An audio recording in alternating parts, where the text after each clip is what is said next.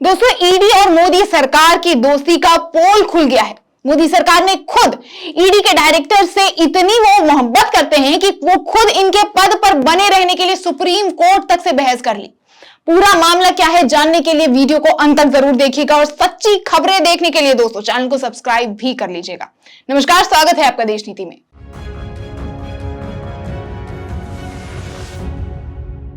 देश नीति केवल सच्ची और पक्की खबरें। दोस्तों, क्या आप जानते हैं परिवर्तन निदेशालय यानी इन्फोर्समेंट डायरेक्टरेट यानी ईडी का डायरेक्टर कौन है? क्या आप जानते हैं कि इतने समय से चर्चा में रहा ईडी किसके निर्देश पर चलता है? बता दूं दोस्तों कि इन्फोर्समेंट डायरेक्टरेट के डायरेक्टर एक जमाने से काफी कंट्रोवर्शियल रहे हैं। चौंकाने वाली बात है, लेकिन आपको बता दूं कि संजय के मिश्रा का कार्यकाल 15 सितंबर 2023 को ही समाप्त हो रहा था। यहां तक कि सुप्रीम कोर्ट ने भी उन्हें पद छोड़ने को कह दिया था, लेकिन केंद्र सरकार ने सुप्रीम कोर्ट तक की बात को पलटकर यह कह दिया कि उनका ईडी के डायरेक्टर पोस्ट पर बने रहना कितना जरूरी है। उन्होंने बहाना देते हुए UN financial action task force for India के रिव्यू में रुकावट की बात भी कर दी। जबकि मैं बता दूं दोस्तों, इनका मामला सुप्रीम कोर्ट में पहुंचा भी इसीलिए था क्योंकि इनके कई सारे मामले जो विवादास्पद थे उन्हें अवैध करार दिया गया था, जिसमें सुप्रीम कोर्ट ने भी अपनी मोहर लगा दी। लेकिन भ्रष्टाचार के खिलाफ होने की दुहाई देने वाली इस सरकार ने सुप्रीम कोर्ट से अपील की थी कि वो इन्हें अभी पद पर बने रहने दे। इतना सब कुछ होने के बावजूद भी, इतने सारे मामले को अवैध करार होने के बाद भी, सुप्रीम कोर्ट में अवैध करार होने के बाद भी केंद्र सरकार ने उन्हें पद पर रहने के लिए सुप्रीम कोर्ट से अपील की थी। मानना पड़ेगा, मोदी सरकार बात पलटने में तो माहिर है। बाकी दोस्तों, उसके बाद भी सुप्रीम कोर्ट ने इस अपील को बर्खास्त किया और सुप्रीम कोर्ट ने सुप्रीम होने का प्रमाण देते हुए उन्हें 15 सितंबर 2023 के बाद ईडी के निर्देशक पद से इस्तीफा देने को कहा। दोस्तों, द वायर की आई रिपोर्ट के मुताबिक बीजेपी का खास ध्यान इन पदों पर विरासत लोगों पर और उनकी भूमिका पर रहता है। इसलिए तो पश्चिम बंगाल से 3 डीजीपी हाल ही में 24 घंटे के अंदर अंदर इलेक्शन कमीशन ने उन्हें ट्रांसफर करवा दिया और इलेक्शन कमीशन की भी नियुक्ति अब खतरे में है। जैसा कि देश नीति ने आपको बताया भी, हो सकता है कि शायद इनके ऊपर भी नजर रखी जा रही हो, लेकिन ये भाजपा के मुताबिक वैसा काम नहीं कर पा रहे हो, इसीलिए इलेक्शन कमीशन ने उनका ट्रांसफर करवा दिया। बाकी आप सभी जानते ही हैं कि अभी इलेक्शन कमीशन पर भी नजर रखी जा रही है। बात करूं अगर ईडी के डायरेक्टर पद की, तो काफी समय से कोई ठोस नियुक्ति भी नहीं हुई थी। अभी संजय के मिश्रा के कार्यकाल के बाद ईडी के डायरेक्टर पद पर एक्टिंग डायरेक्टर राहुल नवीन थे। अब मैं आपको बता दूं कि राहुल नवीन क्योंकि एक्टिंग डायरेक्टर हैं, जिसका काम टेम्परेरीली उस पद को तब तक संभालने का होता है जब तक उसका असली पदाधिकारी किसी वजह से एब्सेंट हो। यानी अभी तक ईडी के डायरेक्टर की पद खाली थी, ऑफिशियली वो खाली ही थी। लेकिन अभी जनवरी 2024 को लगभग 2.5 साल पद रिक्त रहने के बाद राहुल नवीन को ईडी का परमानेंट डायरेक्टर बना दिया गया। जबकि मैं बता दूं दोस्तों कि इन 2.5 सालों में आपने देखा होगा कि कैसे कैसे ईडी की रेट्स और बढ़ी है और अभी बढ़ती भी जा रही है।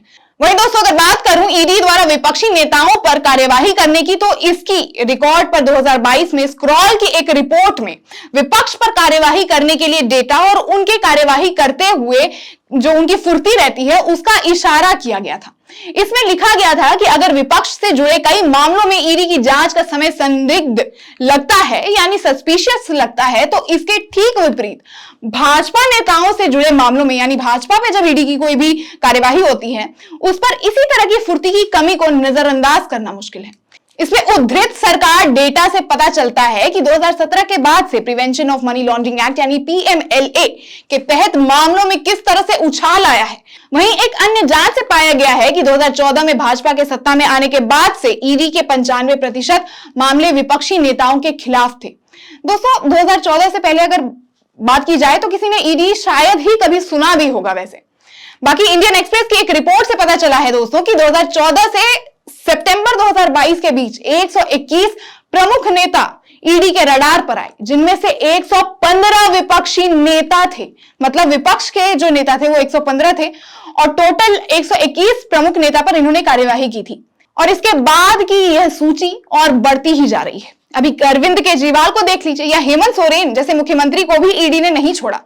वहीं आसाम के भी मुख्यमंत्री हेमंत विश्व शर्मा जब तक विपक्ष में थे दोस्तों, उन पर लगातार ईडी सीबीआई की जांच चल रही थी और जैसे ही वो पक्ष में आए यानी बीजेपी में शामिल हुए, वैसे ही उन पर से सारी कार्यवाही बंद कर दी गई। वहीं दोस्तों 14 विपक्षी दलों ने पिछले साल ही 5 अप्रैल 2023 को सुप्रीम कोर्ट में ईडी के खिलाफ याचिका दर्ज करवाई थी, लेकिन सुप्रीम कोर्ट ने उस पर सुनवाई करने से मना कर दिया। खैर वहीं अगर बात करें द वायर की एक रिपोर्ट में बताया गया है कि जब ऐसे सवाल ईडी से पूछे गए तो उन्होंने इसे सिरे से इनकार कर दिया। उन्होंने बोला कि ऐसा कुछ भी नहीं है, हम पूरे निष्ठा से सारी कार्यवाही करते हैं।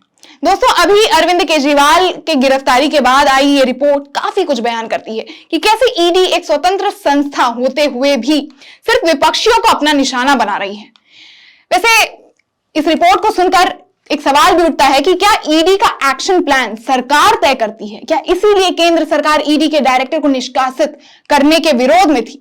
बाकी दोस्तों आप अपनी राय हमें इस रिपोर्ट को सुनकर आपको क्या लगता है, क्या ईडी के ऊपर अब सुप्रीम कोर्ट को कार्यवाही करनी चाहिए? हमें कमेंट करके जरूर बताएं और वीडियो पसंद आए तो इसे लाइक और शेयर भी ज्यादा से ज्यादा करें और चैनल को अपना सपोर्ट दें, इसे सब्सक्राइब करें और ऐसे तमाम खुलासों के लिए देश नीति से जुड़े रहें। धन्यवाद।